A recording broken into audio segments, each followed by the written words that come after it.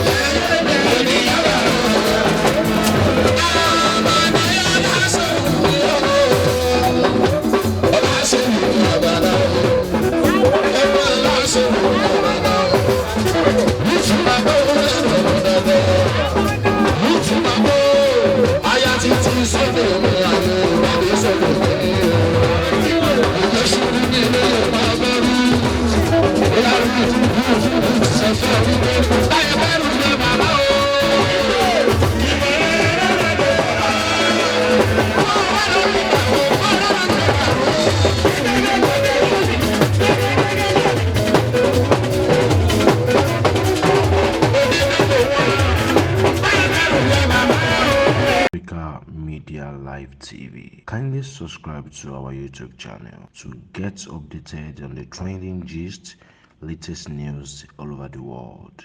Like our page, subscribe, and share with friends. Thank you.